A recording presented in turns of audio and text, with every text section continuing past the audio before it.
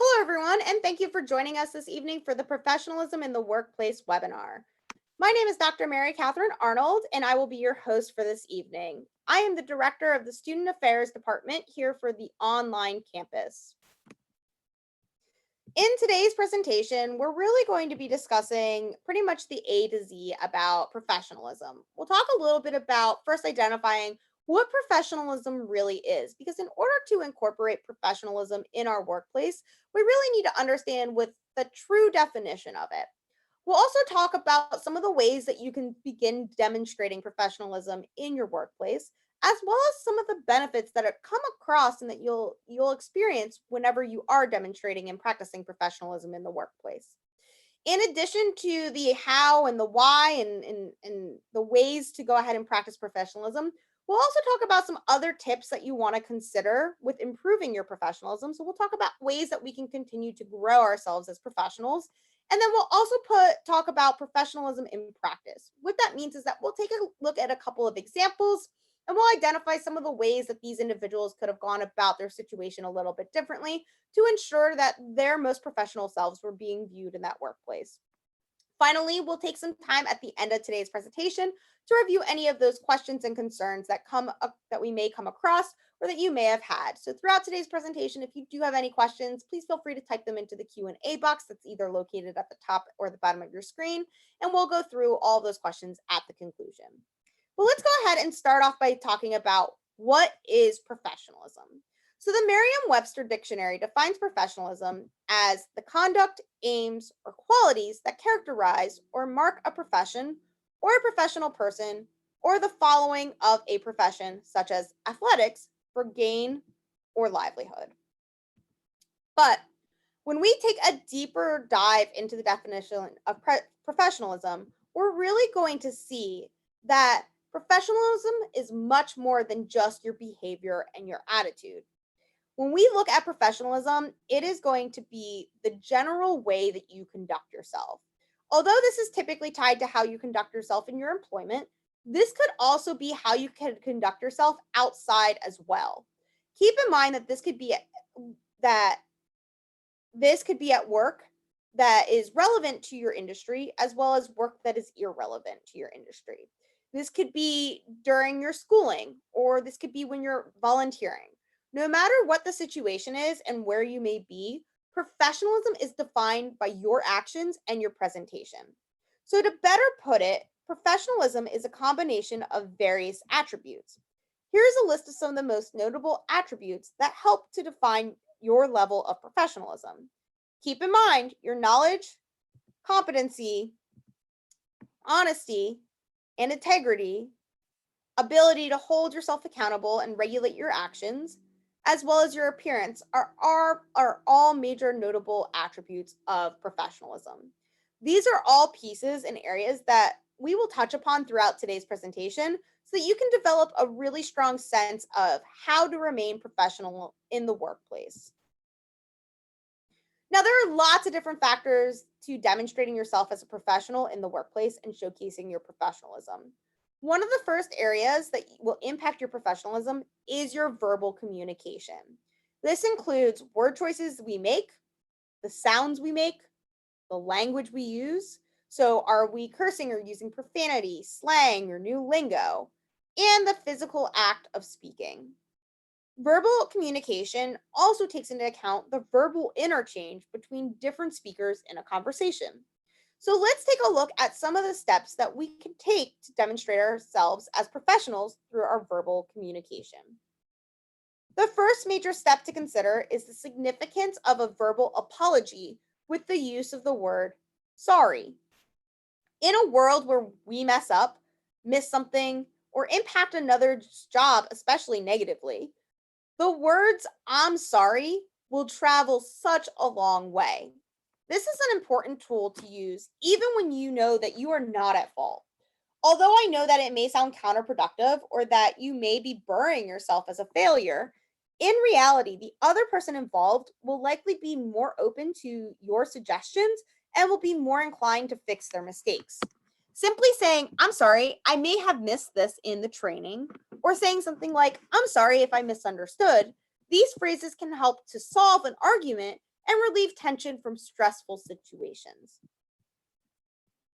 In order to verbally demonstrate your professionalism, the words that you choose to use and how you phrase your topics when you try to persuade your team members is extremely important as well. You need to be able to build the value behind your idea or goal to create what we like to call buy in from our colleagues. Although you may know and see that your idea is a great idea, some others may question this. You will find it helpful to state facts, statistics, and other components that can be proven while avoiding your opinion. Be sure when we're talking about persuasion that you're using logic to build your argument to help persuade others. What you do not want to do is try and play games or trick them into helping or to seeing it your way. Whenever employees play mind games at work with their peers, it's going to be seen and it's going to be caught by others, including but not limited to your peers, managers, human resources, and other departments.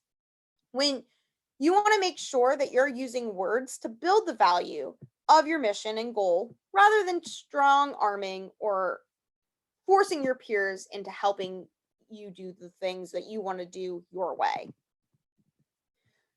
You also want to use your words to create relationships with your colleagues and peers. Be sure that when you first see them in the morning, that you're saying a simple good morning. If you are with them at the lunch table, strike up a conversation about how their weekend was or if they have anything fun planned for the upcoming weekend. This way, when you see them the following week, you can ask them how it went. You will be surprised at the impact that something as simple as this will make on your professionalism. They will see that you care about them on a personal level as well as a colleague. And that's going to be the biggest differentiating piece that can help you to stand apart from others. Just be sure that if they turn the tables on you, that you do not tell them anything about any of the crazy plans that you may have. So, for instance, if they ask you, what do you have planned for the weekend? What do you want to do? Making sure that you are sharing details about your life in a very professional manner. So let's say your best friend is going to be getting married in a month and you are planning on going for a bachelor party. You might say, "Oh, my best friend is getting married in a month, so we are getting together with some friends to reminisce and enjoy one of the last couple of weeks that he has unmarried." Although they may be able to read in between the lines and they probably can assume what types of activities you might be doing. Um, Especially if they might assume that it might be a traditional bachelor party. Um, the one thing that we want to do is we want to make sure that we are not providing them with that image that you might see in the movies. Just making sure that you're keeping it vague, keeping it still enough information that they can say, "Oh, well, how did the festivities go?" You can say, "Oh, I had a lot of fun the following week." There's not a ton that you need to go into detail with. Another way to focus on your professionalism in the workplace can be done whenever you are asked to clarify a situation or topic. There are a couple of things to keep in mind here, similar to the previous things that we've mentioned so far. So, for starters, be aware of the filler words that you may use. These include things like your ahs, ums, You will be viewed as more professional when you take the time, speak slowly, and gather and organize your thoughts. You also want to focus on your syntax and your semantics. When doing so, be sure to choose words that are supportive and not degrading. Just because someone may need clarification does not mean that he or she is stupid or challenged. It just means that the explanation that was initially given to that individual is just not enough or not helpful, and a different choice of words or a different way of explaining it may be what's needed in order to clarify and clearly identify and explain that subject at hand.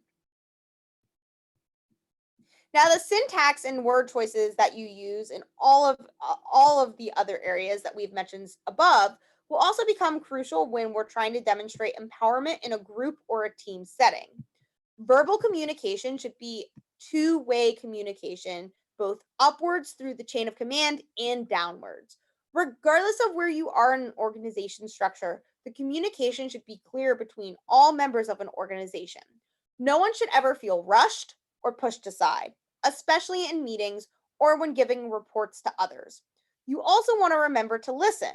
We will talk about more about the active listening component and its significance to demonstrating professionalism in just a couple of minutes.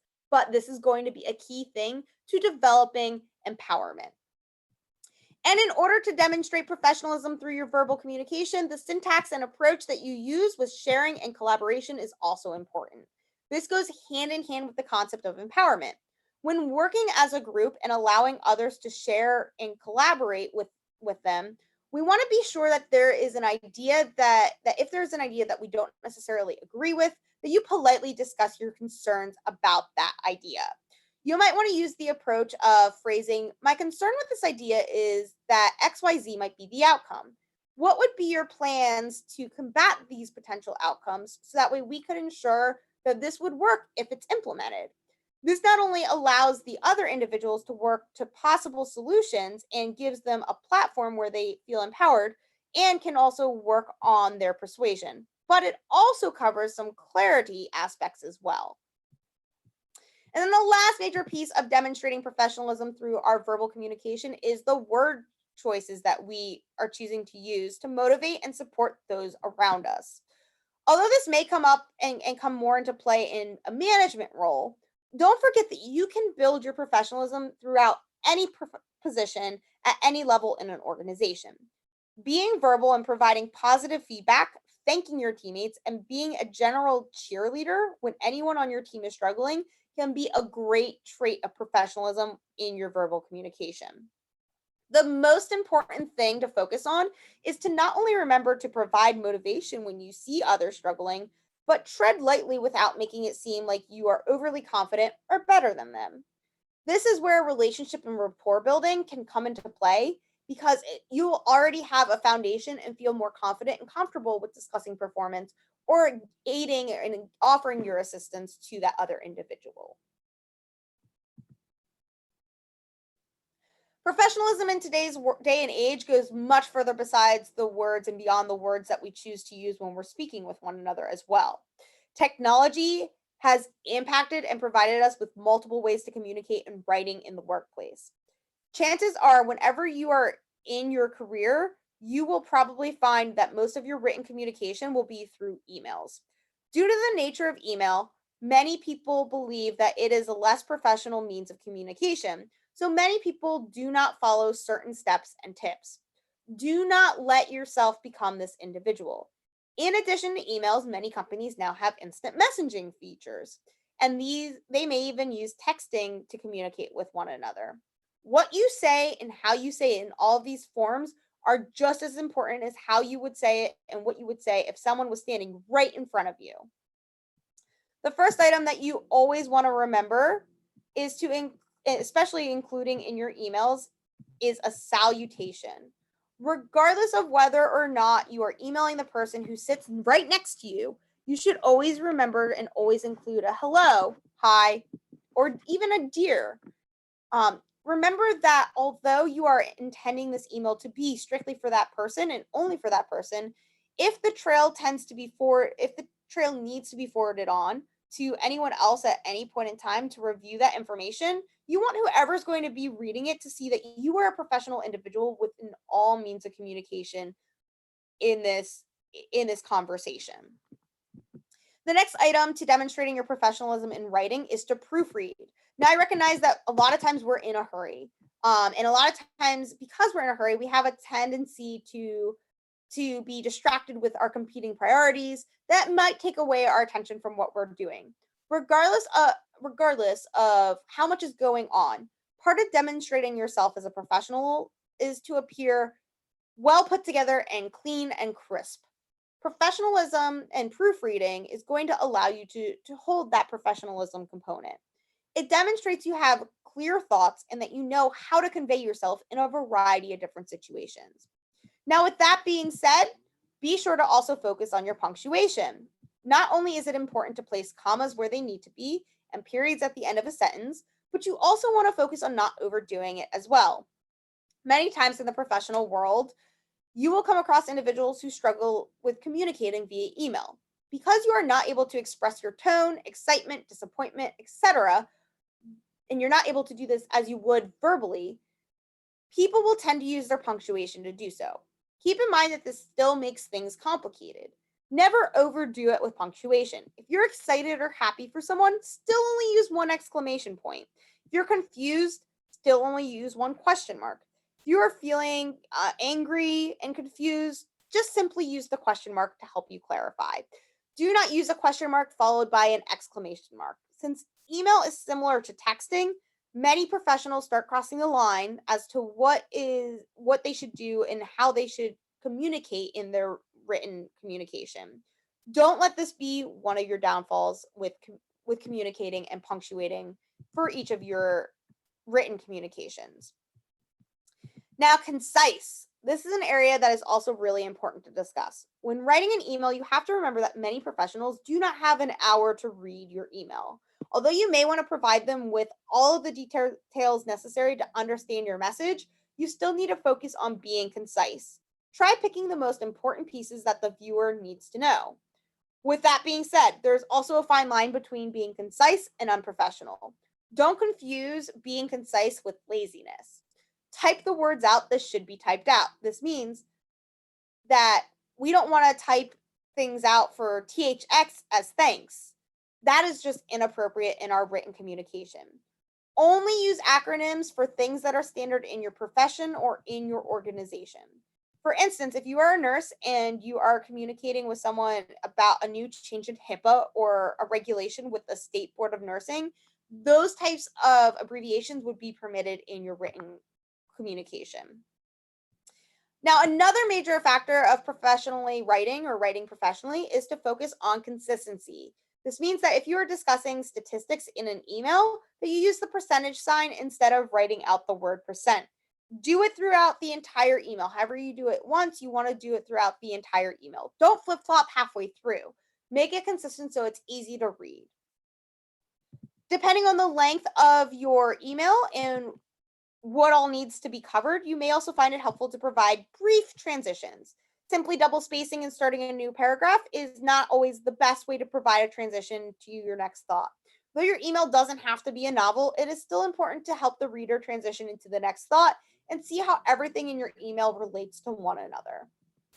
And then the last major way that I wanted to demonstrate your professionalism in writing is twofold.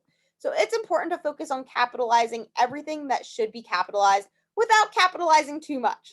So proper nouns and the beginning of each sentence should be the only things that are capitalized in your emails, as well as any acronyms that you're using if the acronyms are standard in your organization or your industry.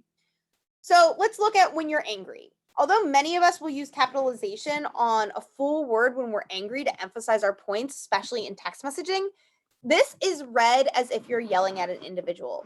In any professional interaction, it is never acceptable to yell at someone, regardless of how angry or upset you are.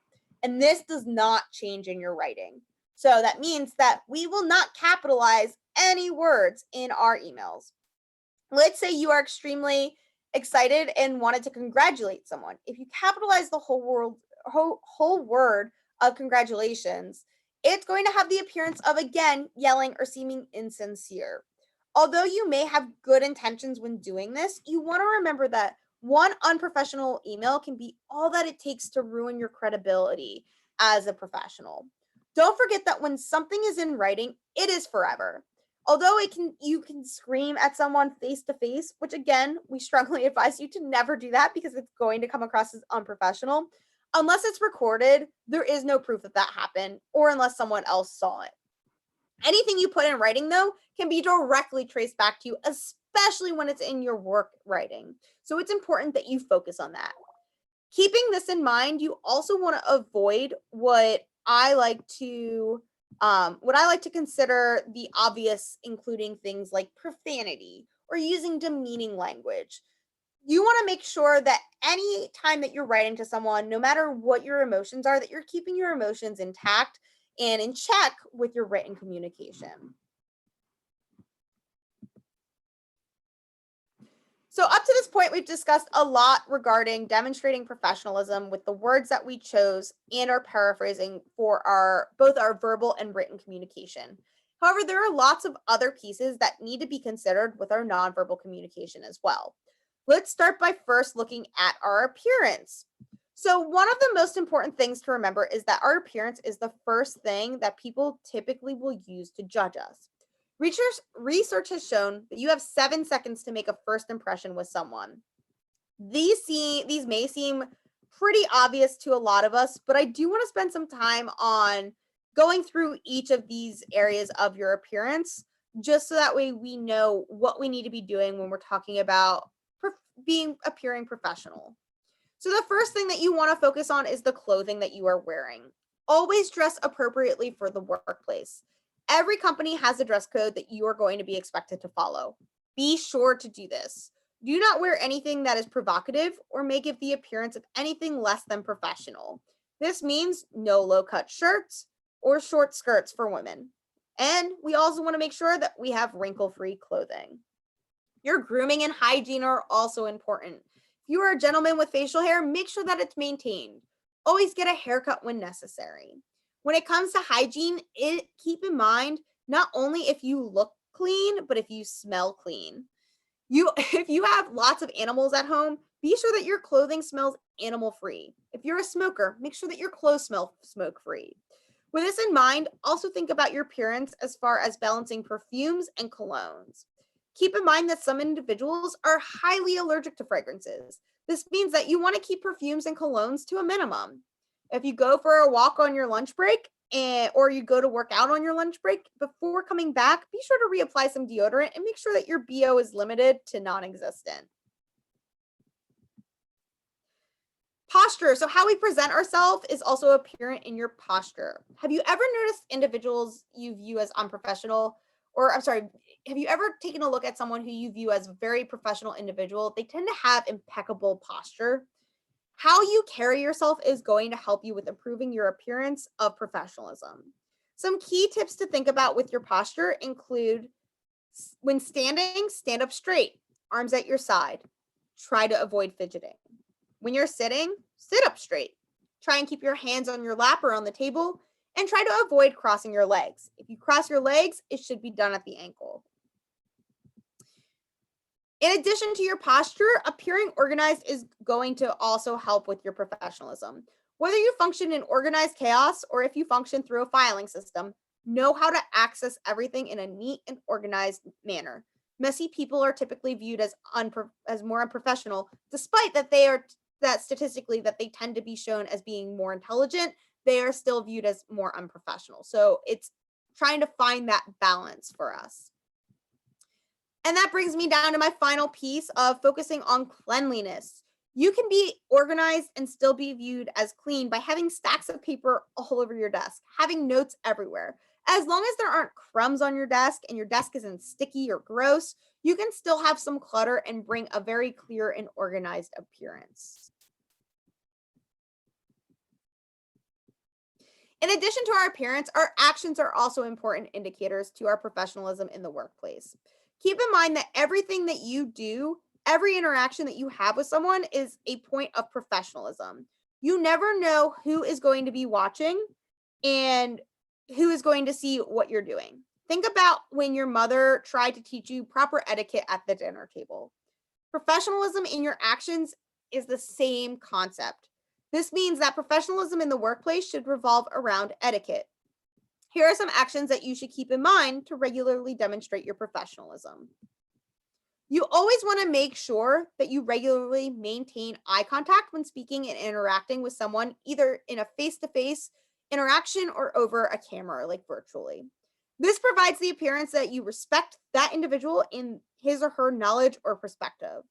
By providing eye contact, you are delivering them with your undivided attention. Now, although maintaining eye contact is an important piece of active listening, you also want to remember that you need to fully demonstrate and utilize your active listening skills as well. This means tune out all other distractions. If you have your cell phone on hand, be sure that notifications are turned off and it's out of sight. If you are in a meeting, be sure that you are taking notes, answering questions, and participating. Active listening also means taking the time to respond to the information that was provided to you. Although this may be through asking questions for some, and for others, it may be through making suggestions on what has worked well for you in the past. No matter what, we need to demonstrate that we are actively listening and we're asking some questions for clarity or for understanding. It may look different with each interaction, but you will know if you have actively listened, if you can walk away from that encounter and summarize the most important pieces. Now, this next bullet point of following rules and expectations is something that should seem pretty obvious to everyone. But remember that you always want to follow rules and expectations of the organization, your boss, your team, your department, etc. Every company has a culture, but some teams within that company may have a subculture.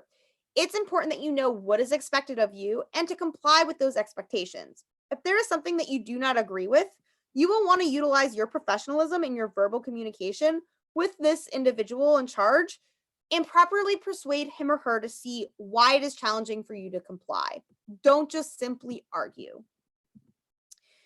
This next bullet point teeters between actions and appearances. It is important for you to demonstrate accountability for yourself and others and your responsibility.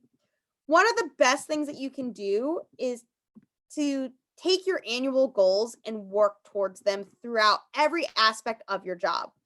Trying to meet every single one of your goals before the year is up and then focusing on excelling and surpassing your goals before that year is up is going to really help you with demonstrating your professionalism. Not only does this help you to be seen as a serious employee and someone who is passionate about his or her job, but most times it's going to help you with increasing your salary too. And who doesn't like making a little bit more money?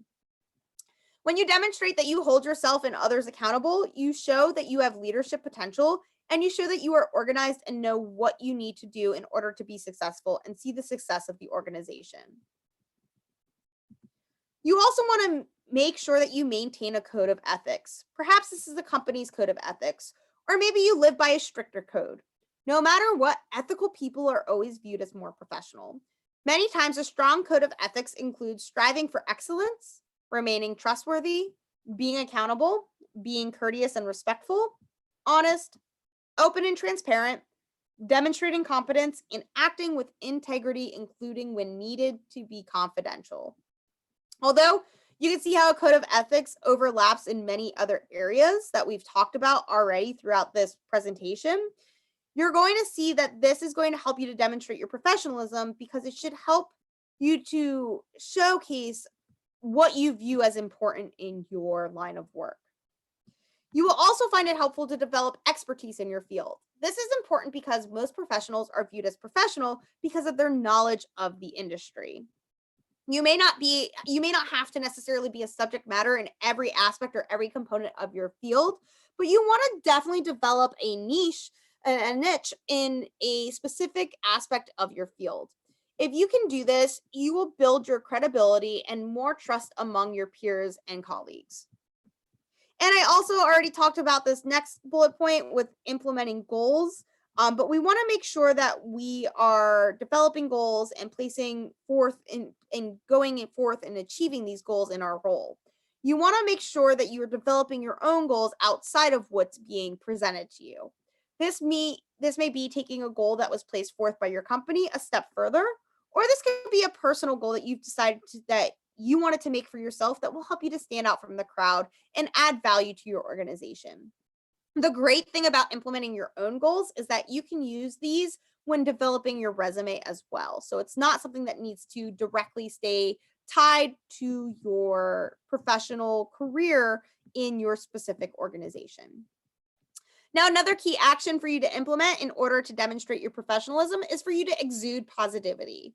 So, when you are able to find the positive feature in pretty much every situation, it shows that you are an optimist and willing to work through problems and situations that may occur on a day to day basis. Many individuals will take the negative approach and focus on everything that will keep something from succeeding. But if you can demonstrate how something can succeed despite all of these negatives, it shows that you persevere and that you desire success in every aspect of your life. And lastly, every good professional is able to own up to their own shortcomings. It helps to know what areas you struggle in and how to work to overcome these weaknesses. Not only does this make you seem more human, but it helps to create your credibility.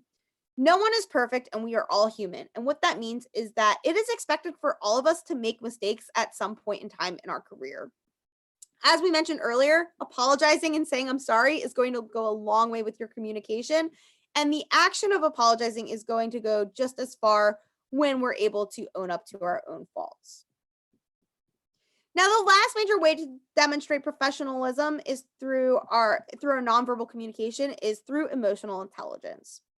For those of you who are not extremely familiar with what emotional intelligence is, it is the ability to manage one's own emotions and perceive others' feelings.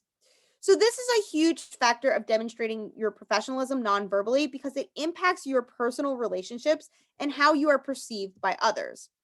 Emotional intelligence is becoming an extremely important component in the workforce, and it's impacting more companies where they're investing in emotional intelligence training for their employees. There are four main skills of emotional intelligence, including self awareness, which is your ability to perceive your own emotions and our tendencies to act in certain ways in these given situations. It also comes down to our social awareness, which is our ability to understand others' emotions and why they may be thinking and feeling those ways.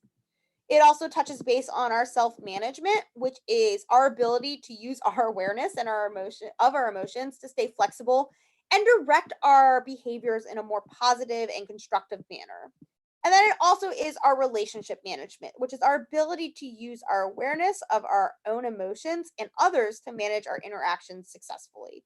Now, if we can focus on each of these and work to build each of these areas, you're going to find that you're going to be viewed as more professional compared to your peers. Some strategies that you can use to help build upon these skills include completing a self assessment to better understand your emotions. If you have a negative association with an emotion like anger or frustration, you may try to block yourself from feeling it. Understanding the things that trigger these emotions, though, they can really help us to work on dealing with these emotions. You also may find it helpful to share your emotions with others around you and allowing them to do the same. Not Now, when you share your emotions, just remember that you should be taking and talking about them, not demonstrating them. So you want to be able to express how and why you feel this way rather than screaming and shouting or providing these negative interactions with others. And then lastly, identify your relationship strategies. So, for instance, do you prefer working alone or do you prefer working with others and why? Taking the time to do these own self reflections to understand our own preferences can help us to understand our best ways of approaching situations and others in a professional manner at all points in time. So, now that you know some of the areas to focus on in order to practice professionalism, let's talk about why it is significant and the ways it's going to benefit your career. First and foremost, remember that hiring managers and recruiters are all seeking professionalism in their candidates. This means that it helps with driving career and professional success. When you demonstrate professionalism in the workplace, you are helping to drive your career and professional success. Individuals who provide a professional appearance day in and day out are more likely to be considered for promotions and new opportunities within an organization. Not only are these individuals uh, Not only are these individuals the ones who are showing that they take their career growth seriously, but they tend to grow knowledge that can't be matched by many others. Similarly, taking the opposite into consideration, those who do not practice professionalism may even put you near the top for layoffs during restructuring or tough times. COVID has been happening, and I can't tell you the number of individuals that I've seen impacted in their careers impacted by COVID. So one of the ways and one of the ways companies might have made their decision is based off of the lack of professionalism because they need to keep their best, most highly sought after employees on their role. So on their roll call. So that is exactly one of the things that we're thinking of. Since you don't possess the knowledge or haven't proven yourself to be successful or well liked or respected by others, when we're not demonstrating professionalism, the value that you would bring would is going to be less than someone who is practicing professionalism at all times. You will also find that others will look to someone who practices professionalism as someone who is more loyal, dependable, and responsible. This means that as a professional is a positive addition to any team. Not only can someone who practices professionalism create a great environment and culture for everyone involved, but an individual who practices professionalism also sees things in a positive light and is able to turn a negative situation into a positive one. Again, this means that you are helping the employer and are going to be a more valued team member on that team or in that organization. Keep in mind that this is also suggesting that if you respect your employer, you are more likely to again drive that success of your career into that promotion or outside into a competitors as well. Most companies, if not all, value professionalism. When you practice professionalism, you are building respect for yourself and respect for the authoritative figures, clients, and your colleagues and peers. This helps to improve relationships on both a personal and professional level. Don't forget, the more respect that you earn as throughout your career at your current employer, it's going to help those individuals move on to other opportunities. This is going to help you to move on as well and expand your network to others who also will respect you. And because of the level of respect that professionalism provides in the workplace, you can also find that conflict tends to be minimized. Professional employees tend to understand boundaries more clearly and how to resolve issues respectfully. Because employees who practice professionalism also are able to implement emotional intelligence, this helps to increase diversity and provide the floor for new perspectives to be introduced, which could, at the end of the day, provide the grounding and the foundation for newer and bigger innovations to be made within a company. And then lastly, the benefits to you practicing professionalism also include you positively contributing to a strong company reputation. Although you may not necessarily care about the company's reputation that you work for, you may want to start. If the company that you work for has a poor reputation, this can actually make your job search much more challenging when you're trying to get out of that organization. Although you may not be directly responsible for the choices that the company makes, their choices impacts you and your image. So helping the company at the end of the day, it just helps you. So now that you can see the benefits of practicing professionalism in the workplace, what are some other things that you can keep doing to improve your professional appearance? Pretty much everything that you should be implementing starts with just increasing your general awareness. For starters, remain professional and respectful when communicating with others. Although it is acceptable to discuss some of your personal life, you don't need to go into detail or every detail about your personal life. Refrain from talking about things like those hot topic things. So things like your religion, politics, sex, etc. Keep it on subjects that you would feel comfortable discussing in front of your parents that are not overly opinionated. You also want to practice active listening and waiting until the other person is done speaking before continuing your perspective or your side of the conversation. This means no talking over the other person and showing that other individual respect. Many great professionals also remain proactive. They tend to try to anticipate what will happen and the ways to be prepared in advance. Try to help you appear professional with implementing a proactive approach. This means try doing things like arriving early to work and prepare for accidents, constructions, and delays. Manage your day so that you can complete all your responsibilities on time, lend a hand to others when they need help, and be available to provide potential solutions to problems that you or others may be experiencing as well. Again, don't forget that your physical appearance is important as well. Be sure to dress for success that you wish to experience. You have probably heard the phrase or the saying before, dress for the position that you want to be in. And it does hold some true validity to it. When we're talking about preparing and increasing our professionalism, we want to dress at a slightly higher level than what maybe our peers and colleagues are doing because it's going to help us be viewed as that more professional, more put together individual. One of the most unprofessional things to hear is someone complaining all of the time. So this next tip to improve your professionalism is to avoid that toxic negative environment.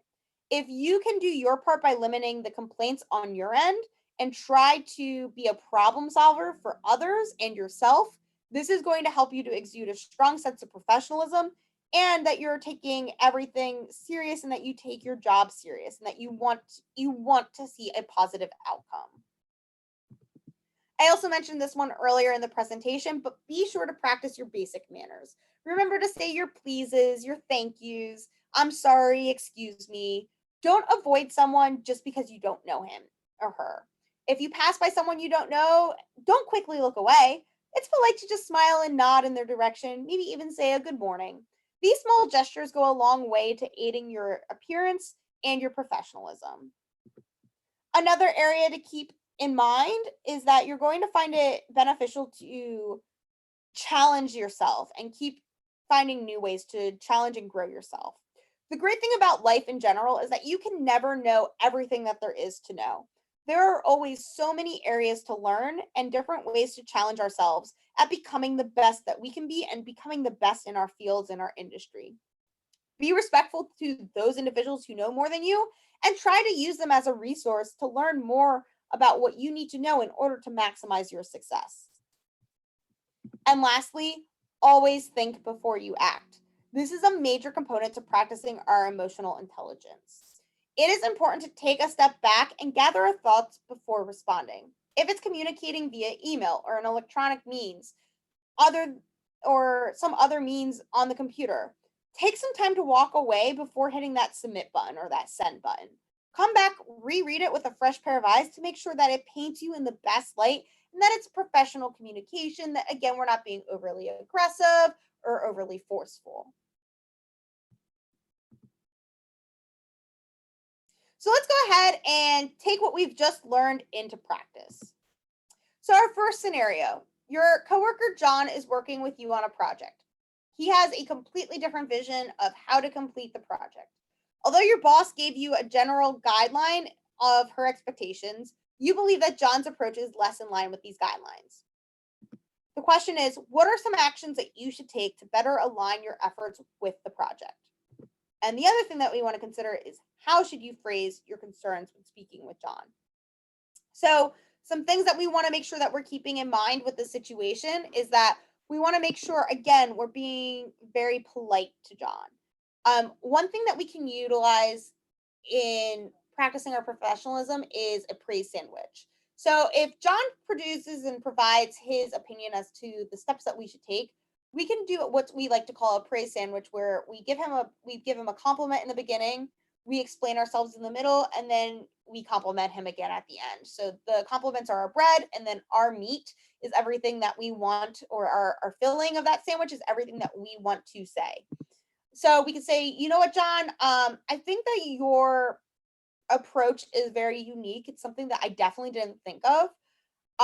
But I think it might align a little bit less with what Sally, our manager, wanted because I feel like Sally wanted us to talk more about, or I think Sally wanted us to approach X, Y, or Z. How would you go ahead and make sure that in this game plan that we are approaching X, Y, and Z components and that we're including them? Can you explain that a little bit more to me? And we can do it that way. Or we can start off with a compliment saying, hey, you know what, John, I think this is really great. I think it's really unique. I do I was thinking of actually, kind of changing what you had stated, but doing something like this instead, because I think it would better fit what Sally, our manager, wants. But again, John, I think what you did was I think your idea and your concept, I think you're onto something. I think you're onto something great. And that those are all just ways that we can politely interject what we believe. Yes, we do have to be a little bit forceful in our beliefs, and we never want to allow our beliefs to just be our beliefs or our opinions to be disregarded, because we always want to share. We want to be an active participant in all of our communication, but we want to always make sure that we're being in that polite manner and that we're discussing and clearly demonstrating why our concerns exist and why we think that he might be missing the target in this example. Our next example, you believe that your instructor has graded you unfairly on a project. Your only point of communication with your instructor is through email. How do you phrase your email to demonstrate your concerns? And what are some things that you should avoid in your email communication with him or her? So, phrasing your email. I would say something very simple with, Dear Dr. Arnold, I recently reviewed your grade on XYZ project and I feel like it was a little harsh. After reviewing your comments, I can see the areas where I lacked in ABC. But after reviewing what else you had stated, I do feel like I clearly identify or I clearly explain concepts of um, 1, 2, 3 in these sections of my assignment. Would you be willing to go back and review it and or meet with me to discuss a more specific time or discuss in more specifics what I should have done differently, since I feel like I did include that in my paper? Um, my availability is I am available on Monday from 9 to 5 and Wednesday from 3 to 7 p.m. Could you please let me know what time works best for you?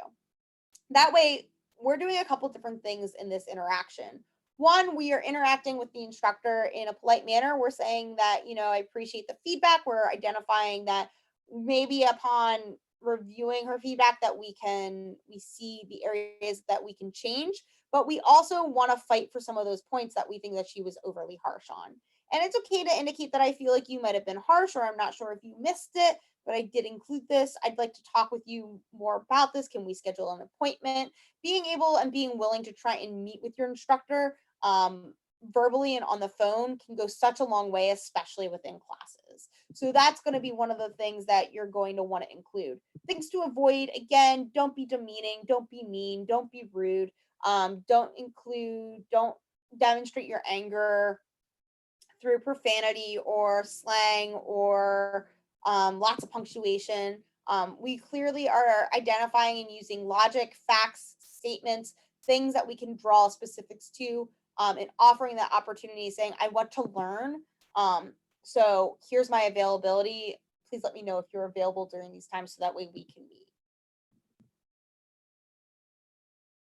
So hopefully now you have a thorough understanding of the impacts of professionalism in the workplace. Be sure to not only utilize the information that was presented to you in this presentation, but to also reach out to your career services representative for more guidance and assistance if this is a topic that you kind of struggle with, or if that you want to make sure that you are on the right path to continue to advance your career. So before we end today's session, I would just like to open up the floor for any questions or concerns that you may have.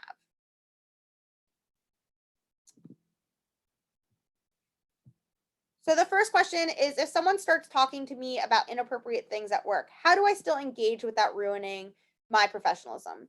So there are a couple of different actions that you can take if this happens. One, you can politely tell the individual that this topic or this subject matter makes you uncomfortable and you don't believe that it is appropriate for the office place, or that the office is not the best place for you to have this conversation. You can also smile politely and nod your head, not necessarily feeding into that conversation, but not also avoiding the conversation. Or you can politely excuse yourself from the conversation, maybe saying something, well, oh my gosh, you know what, John, I just totally forgot that I have this task that needs to be completed and it has a tough deadline. I'd love to talk with you more about this, but I do need to go and complete that because I want to make sure that I meet that deadline. So something, polite, respectful, excusing yourself from that conversation is perfectly acceptable.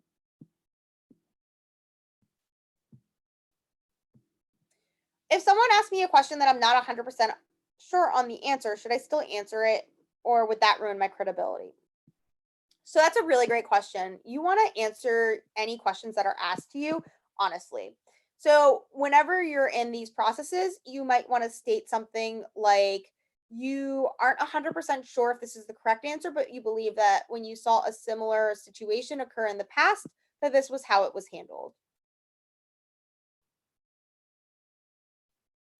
If I have casual Friday at my office or spirit days where we can significantly dress down, do you recommend me participating? I think participating in these events helps you to be viewed as a team player, which at the end of the day is going to help you with your professionalism. That's going to be really important for you to keep in mind when you're talking about advancing your career within the company, because you want to make sure that you are always going to be viewed as professionalism and professional as well as a team player. Do keep in mind though how casual your appearance is and reflect on if that's the way you want to be viewed. So, typically, if you have something with a collar, that will help. In addition, if you do not have a collar, maybe try adding like a blazer or a top to a nice cardigan, or a nice cardigan on top of whatever it is that you're trying to use to participate in these spirit days. These can help to dress up a more casual outfit. All right, so that looks like that's all the questions that we have for today's session. I do want to thank you all for attending. I hope that you found this information to be beneficial. Should you happen to run into any additional questions or concerns, please do not hesitate to let me know. My contact information is provided on the screen for you.